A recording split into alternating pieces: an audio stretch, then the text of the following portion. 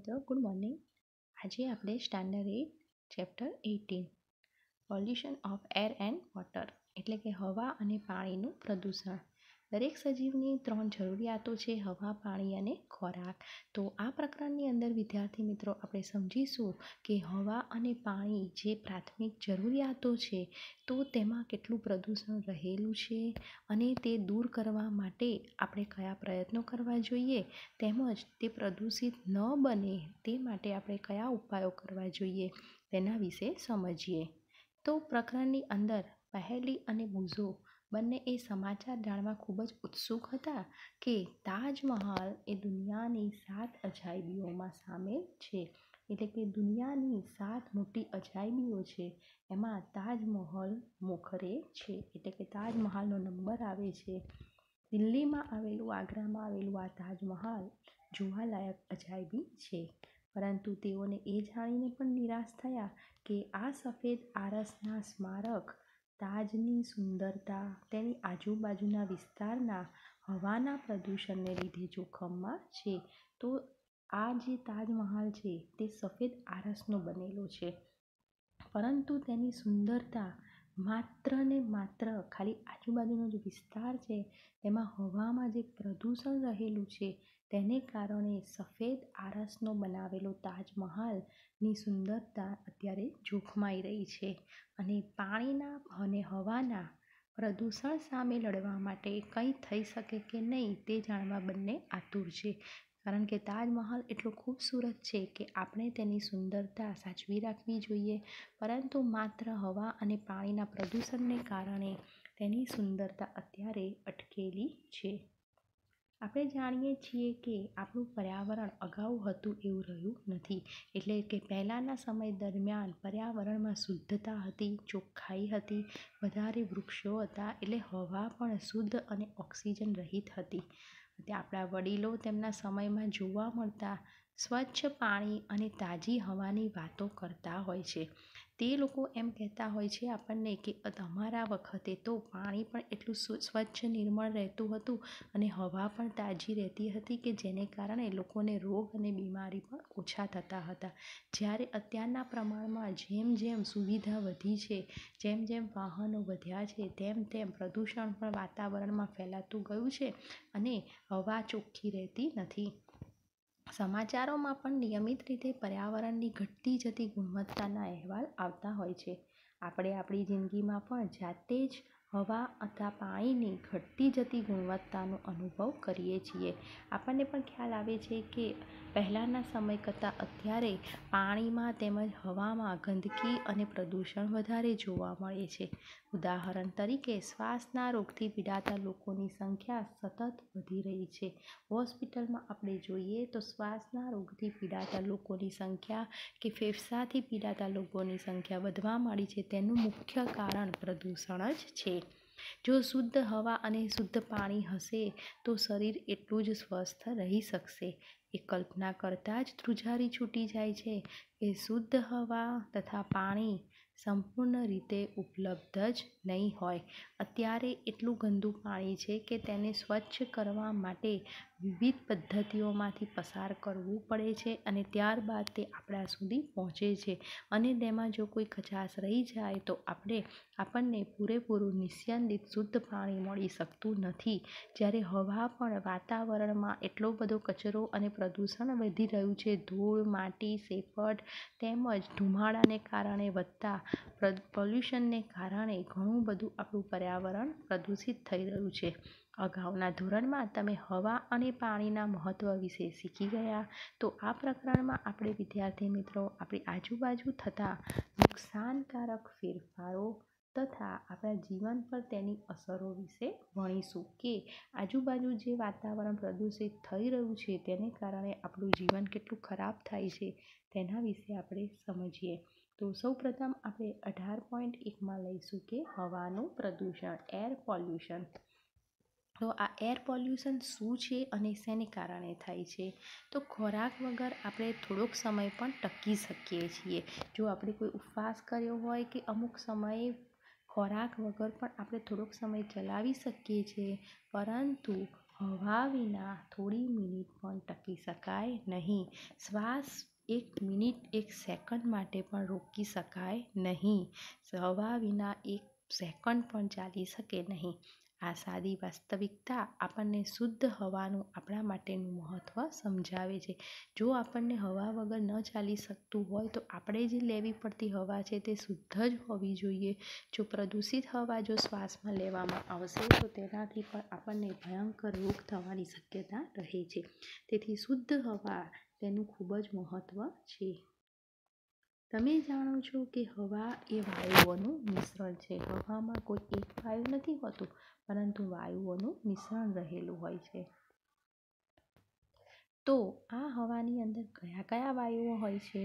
તો આ હવાની અંદર 78% નાઇટ્રોજન અને 21% ઓક્સિજન, ખૂબ ઓછા પ્રમાણમાં carbon dioxide, argon, methane, ozone અને પાણીની વરાળ પણ રહેલા હોય છે. એટલે કે આપણને જે હવા દેખી નથી શકાતી, અતિ સૂક્ષ્મ છે, તે હવાની અંદર વાયુઓનું મિશ્રણ રહેલું હોય છે. એટલે કે 100%માંથી 78% હવાની અંદર નાઇટ્રોજન રહેલો હોય છે, 21% ઓક્સિજન રહેલો હોય છે અને 1% carbon dioxide, argon, methane, ozone અને પાણીની વરાળ રહેલા હોય છે.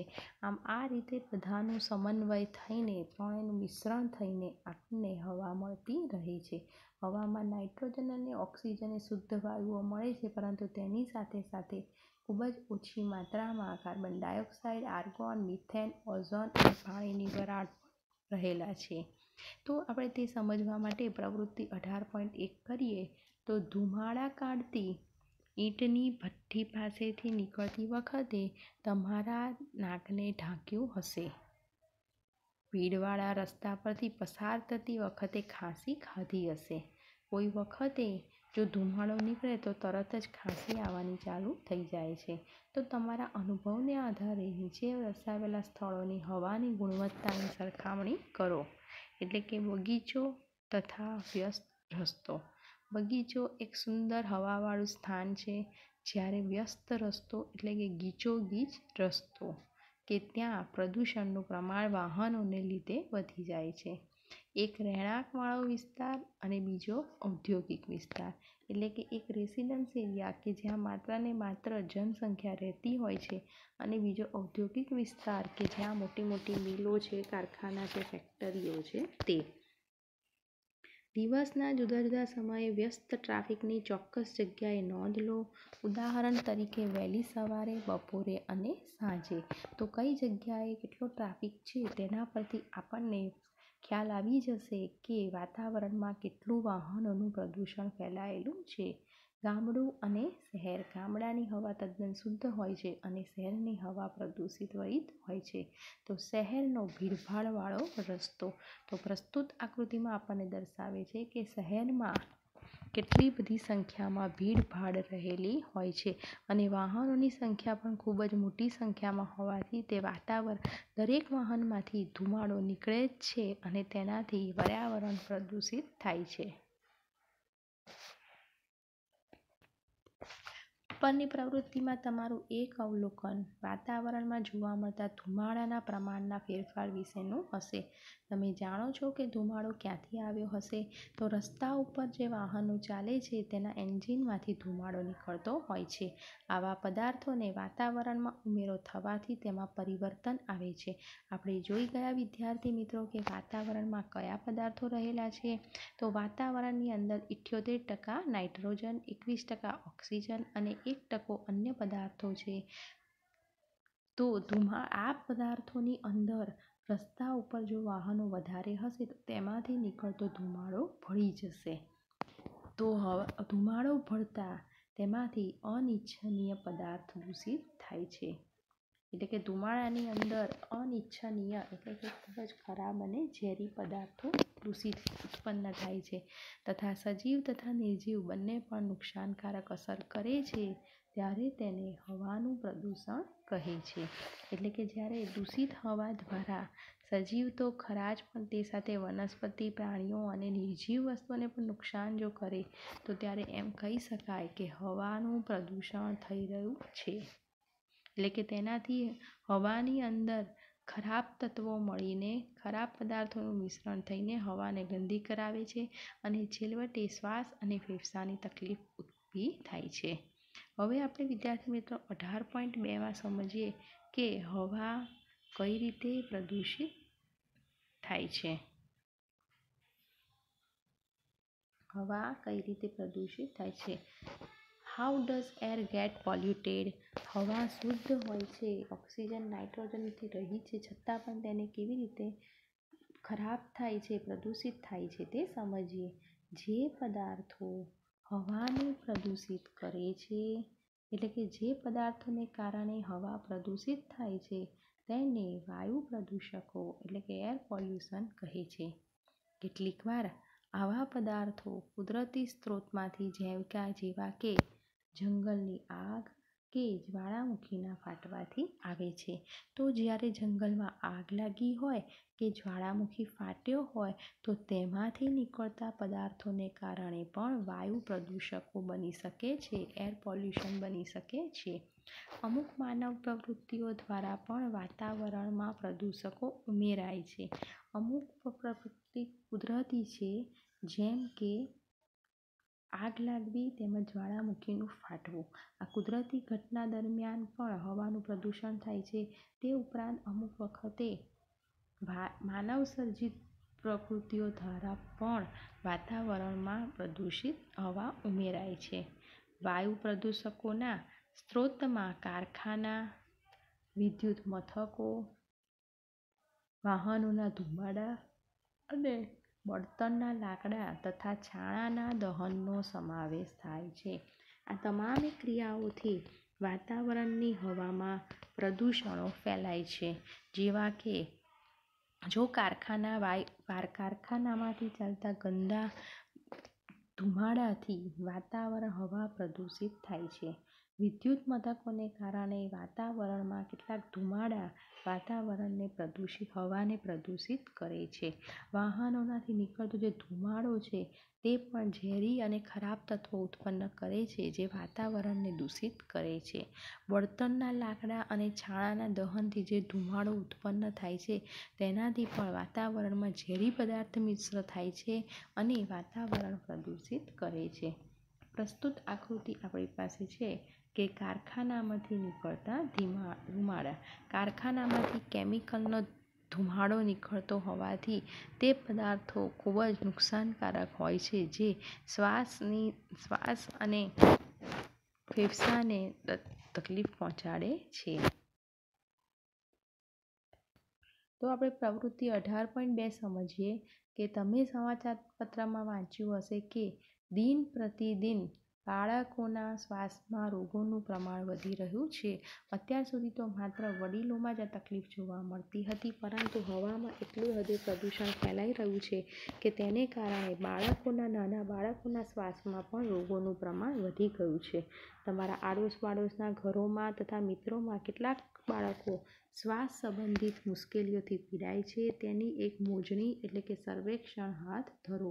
એટલે કે એ માહિતી આપણે એકઠી કરવી જોઈએ કે નાની ઉંમરના બાળકોને શ્વાસ સંબંધિત તકલીફો થાય છે તો તેની સંખ્યા પણ જાણવી જોઈએ અને તે શ્વાસની તકલીફ હવાના પ્રદૂષણને કારણે થાય છે અને તેને અટકાવવાના પ્રયત્નો કરવા જ જોઈએ. કારણ કે બાળકોમાં જો રોગનું પ્રમાણ વધી જાય તો ખૂબ જ મોટી સમસ્યા સર્જાય છે. હવાના પ્રદૂષણથી શ્વાસની ઘણી બધી સમસ્યાઓ સર્જાય છે. તો ચાલો આપણે પ્રદૂષિત હવામાં રહેલા પદાર્થો કે પ્રદૂષકોને શોધી કાઢીએ. તો આ શ્વાસની તકલીફ મુખ્યત્વે કોને કારણે થાય છે તે સમસ્યા આપણે ખાસ કરીને શોધી કાઢવી જોઈએ. તો ખાસ કરીને આ હવાના પ્રદૂષણને કારણે શ્વાસની તકલીફ થાય છે અને હવાનું પ્રદૂષણ એટલા માટે વધે છે કારણ કે શહેરોમાં અત્યારે હાલના સંજોગોમાં વાહનોની સંખ્યા ખૂબ જ વધી રહી છે. અત્યારના જમાનામાં પહેલાંના કરતાં વાહનોની સંખ્યાનું પ્રમાણ જેટલી હદે વધી રહ્યું છે એટલી હદે તેમાંથી નીકળતા ધુમાડાની સંખ્યા વધે છે અને વાતાવરણમાં દૂષિત પદાર્થો ઉમેરાય છે. વાહનો ખૂબ ઊંચી માત્રામાં પ્રદૂષકો જેવા કે carbon monoxide, carbon dioxide, nitrogen oxide અને ધુમાડો ઉત્પન્ન કરે છે. એટલે કે ધુમાડાને કારણે જે પદાર્થો ઉત્પન્ન થાય છે તેમાં છે carbon monoxide, carbon dioxide, nitrogen oxide તેમજ ધુમાડો. આ બધા ઝેરી પદાર્થો છે જે વાતાવરણને દૂષિત કરે છે. પેટ્રોલ અને ડીઝલ જેવા બળતણના અપૂર્ણ દહનથી કાર્બન મોનોક્સાઇડ ઉત્પન્ન થાય છે, જે ઝેરી વાયુ છે. તે રુધિરની ઓક્સિજન વહન કરવાની ક્ષમતામાં ઘટાડો કરે છે. એટલે કે પેટ્રોલ અને ડીઝલ જેવા બળતણથી ચાલતા જે વાહનો છે તે પૂરેપૂરા દહન પામી શકતા નથી અને તેને કારણે પૂરેપૂરા થઈ શકતા નથી દહન, અને જેને કારણે એ પેટ્રોલ અને ડીઝલથી ચાલતા વાહનો દ્વારા વાહનમાંથી જે એન્જિનનો ધુમાડો નીકળે છે તેમાંથી કાર્બન મોનોક્સાઇડ ઉત્પન્ન થાય છે. આ કાર્બન મોનોક્સાઇડ છે તે ખૂબ જ ઝેરી તત્વ છે. એ એટલું ઝેરી છે કે તે મનુષ્યના કે પ્રાણીઓના શરીરમાં જે રુધિરની ઓક્સિજન વહન કરવાની ક્ષમતા છે, એટલે કે ખાધેલા ખોરાકમાંથી જે લોહીમાંથી જે ઓક્સિજનયુક્ત શુદ્ધ રુધિર છે તે બનાવવાની ક્ષમતામાં ઘટાડો કરી દે છે. આમ તે હૃદય અને ફેફસા પર અસર કરે છે. તેથી ધુમાડો ખૂબ જ ખતરનાક છે. અહીં પ્રસ્તુત આકૃતિ આપણને દર્શાવી છે. સૌથી પહેલી આકૃતિ આપણી પાસે છે કારખાનામાંથી નીકળતા ધુમાડા. એટલે કે અહીં કારખાનામાંથી જે કેમિકલવાળો ધુમાડો નીકળે છે તેને કારણે પણ વાતાવરણ પ્રદૂષિત થાય છે. બીજી આકૃતિ 18.3 જે છે તે વાહનોને લીધે થતું વાયુ પ્રદૂષણ. વાહનોમાંથી જે ધુમાડો નીકળે છે તેને કારણે મોટી સંખ્યામાં વાયુઓનું પ્રદૂષણ ફેલાય છે અને ઘણી બધી વ્યક્તિઓ રોગના ભોગ બની શકે છે. તો તમે વિદ્યાર્થી મિત્રો જાણો છો કે દિલ્હીમાં નોંધણી થયેલા વાહનોની જો એકની પાછળ એક લાઈન કરવામાં આવે તો તેની લંબાઈ વિશ્વની સૌથી લાંબી બે નદીઓ નાઇલ અને એમેઝોન છે તેની કુલ લંબાઈ જેટલી જ અંદાજિત થાય. તો અહીં આપણને કહેવા માંગે છે કે દિલ્હીમાં જે વાહનો છે તો એટલી હદે વાહનો છે કે એટલા બધા વાહનો છે કે જો બધા વાહનોને આપણે લાઇનસર વ્યવસ્થિત રીતે જો ગોઠવવામાં આવે તો દુનિયાની સૌથી મોટામાં મોટી બે નદીઓ છે નાઇલ અને એમેઝોન, તો તે જેટલી લાંબી છે એટલી બધી વાહનોની સંખ્યા હોય તો તે ખૂબ જ અગણિત સંખ્યા થઈ અને ખૂબ જ મોટા પ્રમાણમાં થઈ. તો વિદ્યાર્થી મિત્રો, બુઝોને ખાસ કરીને શિયાળા દરમિયાન વાતાવરણમાં કોઈ ધૂંધળું ગાઢ સ્તર જોવાનું યાદ છે જેને ધુમ્મસ કહે છે. તો આપણે કોઈ વખત જોઈએ છીએ કે વાતાવરણમાં થોડો ઝાંખો એવો પ્રકાશ ફરતો હોય છે. તો આ ઝાંખો પ્રકાશ એ શું છે? ધુમ્મસ. તો જ્યારે કોઈ ઝાંખો પદાર્થ જોવા મળે તો તેને આપણે ધુમ્મસ કહીએ છીએ, જે ધુમાડા તથા ઝાકળનું બનેલું હોય છે.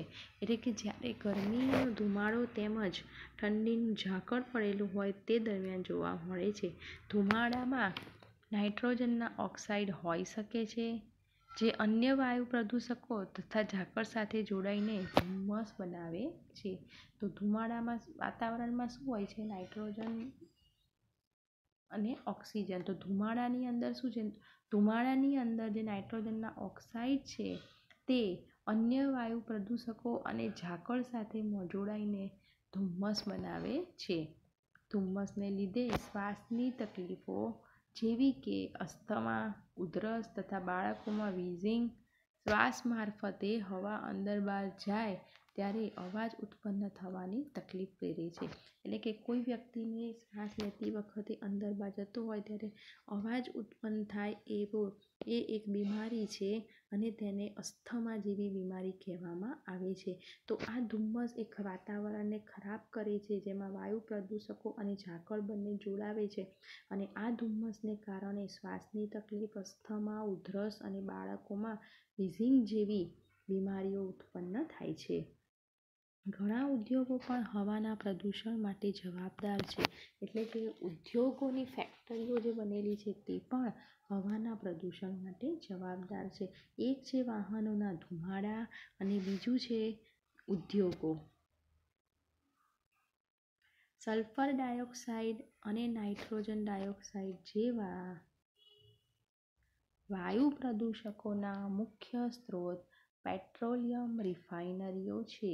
તો આપણા દેશમાં મોટાભાગે પેટ્રોલિયમ રિફાઇનરીઓ આવેલી હોય છે.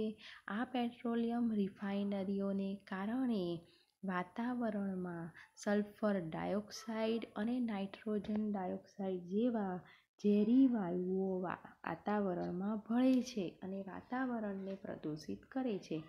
વિદ્યુત મથકોમાં વપરાતા કોલસા જેવા બળતણના દહનને લીધે સલ્ફર ડાયોક્સાઇડ ઉત્પન્ન થાય છે. એક સલ્ફર ડાયોક્સાઇડ પેટ્રોલિયમ રિફાઇનરીઓને કારણે ઉત્પન્ન થાય છે. બીજું પણ એક કારણ છે કે સલ્ફર ડાયોક્સાઇડ કોલસા જેવા બળતણને કારણે પણ ઉત્પન્ન થાય છે. આમ કોલસા અને પેટ્રોલિયમ બે રિફાઇનરીઓને કારણે બંને બળતણને કારણે સલ્ફર ડાયોક્સાઇડ અને નાઇટ્રોજન ડાયોક્સાઇડ વાયુઓ હવામાં ભળે છે, જે શ્વાસ સંબંધિત મુશ્કેલીઓ ઉત્પન્ન કરે છે અને ફેફસાને કાયમ માટે નુકસાન કરે છે. તમે અશ્મિ બળતણના દહન વિશે આપણે પ્રકરણ 5માં ભણી જ ગયા છીએ કે આ દહન વાતાવરણમાં ભળવાથી શ્વાસ સંબંધી અને ફેફસાને લગતી નુકસાન થઈ શકે છે, બીમારીઓ થઈ શકે છે. અત્યારે મોટા પ્રમાણમાં શ્વાસની અને ફેફસાની તકલીફો વધી રહી છે. તેનું મુખ્ય કારણ હવાનું પ્રદૂષણ જ છે, વાહનોના ધુમાડા છે, તેમજ પેટ્રોલિયમ અને કોલસા જેવી મોટી ફેક્ટરીઓ અને રિફાઇનરીઓને કારણે છે. તેનાથી વાતાવરણમાં ઝેરી તત્વો ઉત્પન્ન થાય છે, સલ્ફર ડાયોક્સાઇડ અને નાઇટ્રોજન ડાયોક્સાઇડ જેવા. તેમજ રેફ્રિજરેટર, એર કન્ડિશનર અને એરોસોલ સ્પ્રેમાં વપરાતા ક્લોરોફ્લોરોકાર્બન્સ CFCs પણ અન્ય એક પ્રકારનું પ્રદૂષક જ છે. જેટલી સુવિધા સારી હોય છે તેટલી જ એની ખરાબ આડઅસર પણ હોય છે. આપણને સારું લાગતું રેફ્રિજરેટર, ફ્રીજ તેમજ એર કન્ડિશનર એટલે કે AC તેમજ એરોસોલ સ્પ્રે આપણને સુવિધા સારી લાગે છે, પરંતુ તેનામાં રહેલો ફ્રીજ ચાલુ કરીએ એટલે તેનામાં રહેલો ક્લોરોફ્લોરોકાર્બન, AC ચાલુ કરીએ એટલે તેમાં પણ રહેલો ક્લોરોફ્લોરોકાર્બન્સ અને એરોસોલ સ્પ્રે ચાલુ કરીએ એટલે તેમાં રહેલો આ ક્લોરોફ્લોરોકાર્બન CFCs એક પ્રકારનું વાતાવરણમાં પ્રદૂષણ જ ફેલાવે છે. આ CFC વાતાવરણના ઓઝોન સ્તરને નુકસાન પહોંચાડે છે. આ ઓઝોન સ્તર સૂર્યના કિરણોને આપણાથી બચાવે છે. સૂર્યના કિરણોને ઓઝોન સ્તર દ્વારા આપણે બચી શકીએ છીએ, પરંતુ જો આ CFCs વાતાવરણમાં ભળી જશે ક્લોરોફ્લોરોકાર્બન, તો ઓઝોન સ્તર ઘટાડી દેશે અને ગરમીનું પ્રમાણ એટલું બધું વધી જશે કે આપણે સહન કરવી પણ અઘરી પડી જશે, જેને આપણે કાળઝાળ ગરમી કહીએ છીએ. યાદ કરો કે સૂર્યમાંથી નીકળતા પારજાંબલી કિરણો એટલે કે અલ્ટ્રાવાયોલેટ કિરણોથી ઓઝોન સ્તર આપણને બચાવે છે, કારણ કે સૂર્યના કિરણો ઘણા પ્રખર છે. તે તાપને આપણે ઓઝોન સ્તર દ્વારા સુરક્ષા મેળવી શકીએ છીએ. વાતાવરણમાં ઓઝોન સ્તર છે, પરંતુ ક્લોરોફ્લોરોકાર્બન્સ જેવા પ્રદૂષકો વાતાવરણમાં હશે તો ઓઝોન સ્તરનું પ્રમાણ ઘટી જશે અને સૂર્યના કિરણો આપણા સુધી ઘણા સરળતાથી પહોંચી શકશે. શું તમે ઓઝોન છિદ્ર વિશે સાંભળ્યું છે? તે વિશે જાણવાની કોશિશ કરો. સારી વાત એ છે કે હવે CFCને બદલે ઓછા નુકસાનકારક પદાર્થો વપરાય છે. એટલે કે જો આ ઓઝોન સ્તર ઘટાડી દેશે તો સૂર્યના કિરણો આપણા સુધી પહોંચશે અને તેના કારણે આપણને ગરમી સહન કરવી પણ ખૂબ જ અઘરી પડશે, જેને કાળઝાળ ગરમી આપણે કહી શકીએ. અને વધુ ગરમીને કારણે સહન ન થતી થવાને કારણે મૃત્યુ જેવા કેસ પણ બની શકે છે. તો ઉપર દર્શાવેલા વાયુઓ ઉપરાંત પેટ્રોલ ડીઝલને બળતણ તરીકે વપરાતા વાહનો પણ સૂક્ષ્મ કણો ઉત્પન્ન કરે છે. એટલે કે એક આપણે જોયું કે હવાનું પ્રદૂષણ વાહનોના ધુમાડાને લીધે થાય છે, તેમજ પેટ્રોલ અને કોલસો અને પેટ્રોલિયમ જેવા રિફાઇનરીઓને કારણે ઝેરી તત્વો વાતાવરણમાં ભળે છે. તે ઉપરાંત એસી અને રેફ્રિજરેટરમાં રહેલું ક્લોરોફ્લોરોકાર્બન્સને કારણે પણ વાતાવરણ પ્રદૂષિત થાય છે. તે ઉપરાંત પેટ્રોલ અને ડીઝલનો જે બળતણ તરીકે અત્યારે વાહનો ચાલે છે તેમાં પણ સૂક્ષ્મ કણો ઉત્પન્ન થાય છે. એટલે કે એકદમ નાના નાના કણો જે હવામાં લાંબા સમય સુધી જળવાયેલા રહે છે. આ જે અતિસૂક્ષ્મ કણો જે છે વાહનોમાં, જે પેટ્રોલ ડીઝલને કારણે જે વાહનો ચાલે છે તેનાથી અતિસૂક્ષ્મ ઝીણા ઝીણા કણો વાતાવરણમાં ફરે છે, પરંતુ તે ખૂબ જ જલ્દી નાશ પામતા નથી, પરંતુ લાંબા સમય સુધી જીવે છે. તેઓ દૃશ્યતા ઘટાડે છે, એટલે કે વિઝિબિલિટી, એટલે કે તેઓ આપણી આંખોની તકલીફ વધારે છે. એટલે તો અત્યારે નાની ઉંમરમાં ચશ્મા કે મોતિયાની તકલીફ થાય છે. અને આ જો સૂક્ષ્મ કણો શ્વાસમાં જાય તો ત્યારે પણ રોગ પેદા કરે છે. સ્ટીલની બનાવટમાં તથા ખાણ ઉદ્યોગમાં પણ આવા કણો ઉત્પન્ન થાય છે. એટલે કે આ જે વાતાવરણમાં પેટ્રોલ ડીઝલના વાહનો દ્વારા ફરતા સૂક્ષ્મ કણો છે તે એટલા ઝેરી છે કે જો તે વાતાવરણમાં ખૂબ જ ઝડપથી અદૃશ્ય થતા નથી, તો જ્યાં સુધી તે વાતાવરણમાં સૂક્ષ્મ કણો રહેશે તો ત્યાં સુધીમાં તો આંખોની તકલીફ વધી જાય છે. તે એટલા ખતરનાક છે કે તેને કારણે દ્રશ્ય આંખોની જોવાની દ્રષ્ટિની ખામીમાં વધારો થાય છે, તેમજ શ્વાસમાં પણ જાય તો તેનાથી રોગો ઉત્પન્ન થાય છે. અને આ કણો સ્ટીલની બનાવટમાં અને ખાણ ઉદ્યોગમાંથી પણ ઉત્પન્ન થાય છે. વિદ્યુત મથકો રાખના સૂક્ષ્મ કણો પેદા કરે છે, જે પણ વાતાવરણને પ્રદૂષિત કરે છે. એટલે કે પેટ્રોલ ડીઝલને કારણે પણ સૂક્ષ્મ કણો ઉત્પન્ન થાય છે. તે ઉપરાંત સ્ટીલની બનાવટ અને ખાણ ઉદ્યોગ હોય તો તેમાં પણ આ સૂક્ષ્મ કણો ઉત્પન્ન થાય છે. ત્યારબાદ વિદ્યુત મથકો રાખતા સૂક્ષ્મ કણો પણ, વિદ્યુત મથકો જો રાખવામાં આવે તો પણ સૂક્ષ્મ કણો ઉત્પન્ન થાય છે. આમ સૂક્ષ્મ કણો 3 રીતે ઉત્પન્ન થાય છે: પેટ્રોલ ડીઝલના બળતણ તરીકે ઉપયોગ કરવામાં આવે ત્યારે,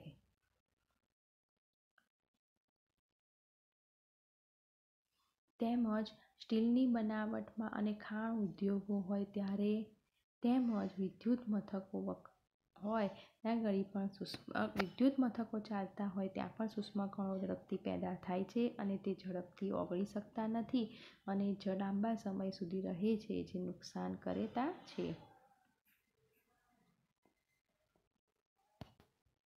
તો ઉપર દર્શાવેલા પ્રદૂષકોનો ઉપયોગ કરીને કોષ્ટક બનાવો અને નીચેના કોષ્ટકમાં તમે વધુ માહિતી પણ ઉમેરી શકો છો.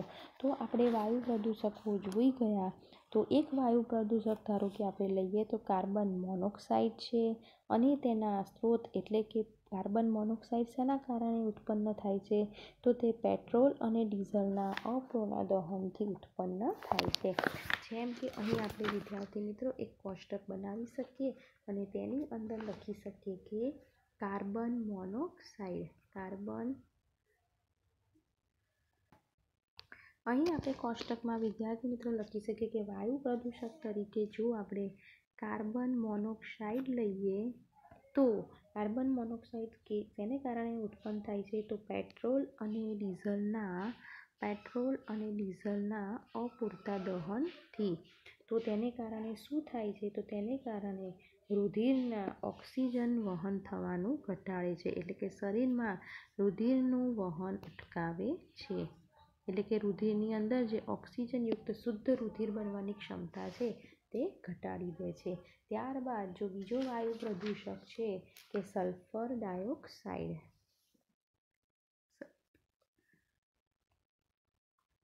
સલ્ફર ડાયોક્સાઇડ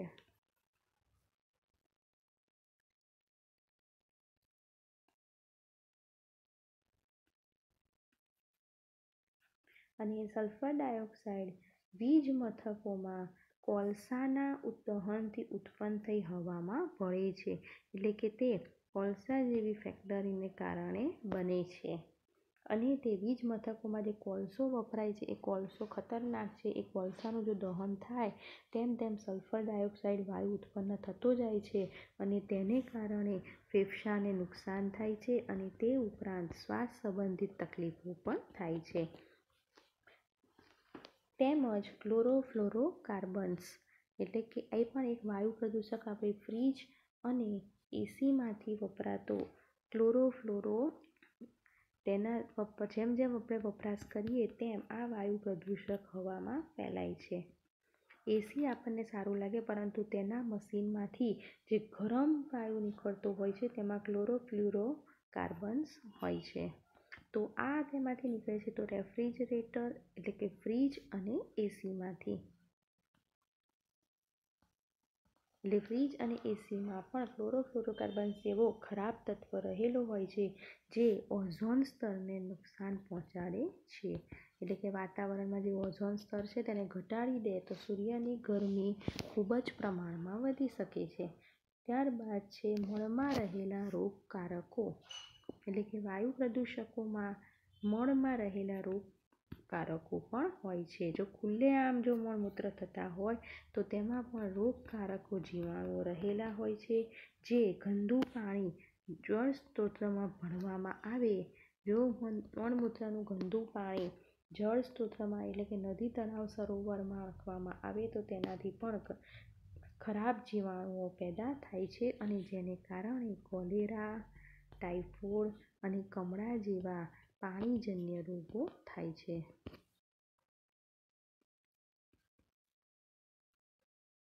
આમ એવા કેટલાક વાયુ પ્રદૂષકો છે કે જેને કારણે શરીરને તેમજ જનજીવનને નુકસાન પહોંચી શકે છે. તો હવે વિદ્યાર્થી મિત્રો આપણે સમજીએ 18.3માં તાજમહાલ અને case custody. Case study Taj Mahal.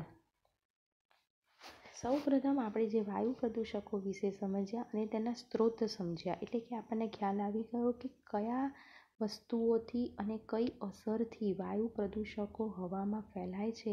તો સૌપ્રથમ આપણે તેને નિવારવાના ઉપાયો કરવા જોઈએ અને વાતાવરણને બને એટલું શુદ્ધ રાખવું જોઈએ અને વાતાવરણમાં આ ખરાબ ઝેરી વાયુ પ્રદૂષકો ફેલાય નહીં તેનું ખૂબ જ ધ્યાન રાખવું જોઈએ. તો આપણે તાજમહાલ વિશે સમજીએ તો છેલ્લા 2 દાયકાથી ભારતમાં પ્રવાસીઓનું મુખ્ય આકર્ષણ એવો પ્રખ્યાત આગ્રામાં આવેલો તાજમહાલ હવે કેવો વિષય બની ગયો છે ચિંતાનો. તો જે ખૂબસૂરત આખા વિશ્વભરમાં ખૂબસૂરત દેખાતો તાજમહાલ અત્યારે ચિંતાનો વિષય બની ગયો છે. કેમ? તો નિષ્ણાતોએ આપણને ચેતવણી આપી છે કે હવામાં રહેલા પ્રદૂષકો તેના સફેદ આરસની ચમક ઝાંખી કરી રહ્યા છે. એટલે કે હવાની અંદર એટલા બધા પ્રદૂષકો ફેલાઈ રહ્યા છે કે તાજમહાલ આખો સફેદ આરસમહાલનો બનાવેલો છે. તો તેની ચમક એટલે કે તેની જે શાઇનિંગ છે એ હવે ધીમે ધીમે ઝાંખી થવા લાગી છે. એટલે કે પ્રદૂષિત હવાથી ખાલી સજીવો જ પ્રભાવિત થાય છે એવું નથી પરંતુ નિર્જીવ વસ્તુઓ જેવી કે ઇમારતો, સ્મારકો અને પ્રતિમાઓને પણ અસર થાય છે. એટલે કે જો ઝેરી વાયુઓ હવામાં પ્રદૂષિત થશે તો તેને કારણે શ્વાસમાં તેમજ ફેફસામાં તો તકલીફ થશે. ઓઝોન સ્તરને તકલીફ, વાતાવરણના ઓઝોન સ્તરને નુકસાન પહોંચાડશે. તે સાથે સાથે નિર્જીવ વસ્તુઓ કે જે વિશ્વમાં રહેલી મોટી મોટી ઇમારતો છે, મોટા મોટા સ્મારકો છે અને મોટી મોટી પ્રતિમાઓ જે લગાવેલી છે તેને પણ આ ખરાબ વાયુઓ નુકસાન પહોંચાડે છે. આગ્રા અને તેની આસપાસ આવેલા ઉદ્યોગો જેવા કે રબર પ્રોસેસિંગ, વાહન ઉદ્યોગ, રસાયણો અને ખાસ કરીને મથુરા ઓઇલ રિફાઇનરી તે સલ્ફર ડાયોક્સાઇડ અને નાઇટ્રોજન ડાયોક્સાઇડ ઉત્પન્ન કરવા માટે જવાબદાર છે. તો હવામાં ખરાબ વાયુઓ કયા છે? તો સલ્ફર ડાયોક્સાઇડ અને નાઇટ્રોજન ડાયોક્સાઇડ. તો તે શેને કારણે ઉત્પન્ન થાય છે? તો રબર પ્રોસેસિંગનો જે ધંધો છે તેના કારણે, વાહન ઉદ્યોગનો જે ધંધો છે તેને કારણે, રસાયણોનો ઉદ્યોગ છે તેને કારણે, પેટ્રોલ ડીઝલ ને કોલસાની રિફાઇનરીઓ છે, તેમજ મથુરા ઓઇલ રિફાઇનરીઓ છે. આ તમામ ઉદ્યોગો આગ્રાની આજુબાજુ આવેલા છે અને આ ઉદ્યોગોમાંથી સલ્ફર ડાયોક્સાઇડ અને નાઇટ્રોજન ડાયોક્સાઇડ જેવો ખરાબ વાયુ વાતાવરણમાં ભળે છે અને તેની જ નજીકમાં આગ્રાનો તાજમહાલ આવેલો છે. જે હવા જો પ્રદૂષિત હોય તો તે જ હવા તાજમહાલ ઉપર ચોંટવાની જ છે અને તેને કારણે તેની સુંદરતા અત્યારે જોખમાઈ રહી છે. વાતાવરણમાં રહેલી પાણીની વરાળ સાથે આ વાયુઓ પ્રક્રિયા કરીને જે સલ્ફર ડાયોક્સાઇડ પાણી સાથે ભળીને સલ્ફ્યુરિક એસિડ બનાવી દે છે અને નાઇટ્રોજન ડાયોક્સાઇડ વાતાવરણના ભેજ સાથે મિશ્ર થઈને નાઇટ્રિક એસિડ બનાવે છે. આમ વાતાવરણમાં બે વાયુઓ મળ્યા, સલ્ફ્યુરિક એસિડ અને નાઇટ્રિક એસિડ. આ એસિડ વરસાદ સાથે નીચે પડીને વરસાદને એસિડિક બનાવી દે છે, કારણ કે બંને તત્વો એસિડિક બની ગયા. સલ્ફ્યુરિક એસિડ હતો પણ વાતાવરણમાં જે ભેજ હતો તેની સાથે મળીને સલ્ફર ડાયોક્સાઇડ હતો, પરંતુ વાતાવરણના ભેજમાં અડીને સલ્ફ્યુરિક એસિડ બની ગયો. નાઇટ્રોજન ડાયોક્સાઇડ હતો પરંતુ વાતાવરણના ભેજ સાથે મિશ્ર થઈને નાઇટ્રિક એસિડ બની ગયો. હવે આ સલ્ફ્યુરિક એસિડ અને નાઇટ્રિક એસિડ વરસાદ જ્યારે આવે છે ત્યારે વરસાદ સાથે મિશ્ર થઈને વરસાદને પણ કેવો બનાવી દે છે? તો એસિડિક બનાવી દે છે, જેને આપણે એસિડ વર્ષા કહીએ છીએ. અને આ એસિડ વર્ષાનો સ્મારકનો આરસ ખવાઈ જાય છે. આ એસિડ વર્ષા જે સ્મારક ઉપર પડે, ઇમારતો કે તાજમહાલ ઉપર પડે તો તેના પર એસિડ વર્ષા થઈ કહેવાય. અને આ એસિડ વર્ષાને લીધે જે આરસમહાલનો જે પથ્થરોથી બનાવેલો તાજમહાલ છે તે કેવો જાય છે? આખો ખવાઈ જાય છે. આ ઘટનાને આરસનું કેન્સર પણ કહેવામાં આવે છે. માર્બલ કેન્સર એટલે કે નિલંબિત કણો જેવા કે મથુરા ઓઇલ રિફાઇનરી દ્વારા ઉત્સર્જિત થયેલા જે સૂક્ષ્મ કણો છે એ આરસને પીળો બનાવવામાં ફાળો આપે છે. એટલે કે ખૂબસૂરતી બે રીતે ઘટી ગઈ છે. એક તો તાજમહાલ આરસનો બનેલો છે તે એટલું સુંદર છે, પરંતુ તેની આજુબાજુ આવેલી જે પેટ્રોલિયમની, કોલસાની, રસાયણોની બિઝનેસ છે, જે ખાણો આવેલી છે તેમાંથી નાઇટ્રોજન ઓક્સાઇડ ને સલ્ફ્યુરિક ઓક્સાઇડ બને છે, પરંતુ તે વાતાવરણના ભેજ સાથે ભળીને નાઇટ્રિક એસિડ અને સલ્ફ્યુરિક એસિડ બનાવી દે છે.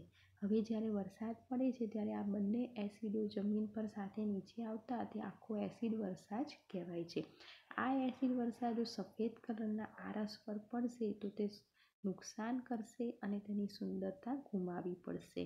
તેને આરસનું કેન્સર કહે છે, કારણ કે આરસ માટે આ બંને વાયુઓ ખૂબ જ ખતરનાક છે. આ બંને વાયુને કારણે આરસ ખવાઈ જાય છે અને તેનું જે વ્હાઇટનેસ છે તે પણ ખલાસ થઈ જાય છે. તે ઉપરાંત તાજમહાલની બાજુમાં આવેલી જે મથુરા ઓઇલ રિફાઇનરી છે તેમાંથી પણ નાના નાના સૂક્ષ્મ કણો પેદા થાય છે અને તે આરસને સફેદમાંથી આખો પીળો બનાવવા માંડે છે. તેથી હવે તાજમહાલની સુંદરતા તેના આજુબાજુના વિસ્તારો, ઔદ્યોગિક વિસ્તારોને લીધે જોખમમાં આવી ગઈ છે. તાજને બચાવવામાં બહુવિધ પગલાં સુપ્રીમ કોર્ટે લીધા છે, કારણ કે આગ્રાનો તાજમહાલ એ વિશ્વભરમાં જાણીતું સ્થાન છે. તેની સુંદરતા આપણે જાળવવી જ જોઈએ. તેને માટે સુપ્રીમ કોર્ટે પણ કેટલાક પગલાં લીધેલા છે. તો તેમણે ઉદ્યોગમાં સ્વચ્છ બળતણ જેવા કે CNG, તો જે બળતણને કારણે કોલસા જેવા બળતણને કારણે, પેટ્રોલ ડીઝલ અને કોલસા જેવા બળતણને કારણે જો ઝેરી વાયુ ઉત્પન્ન થતા હોય તો સુપ્રીમ કોર્ટે CNG ના બળતણ વાપરવાનું આપણને સલાહ આપી છે.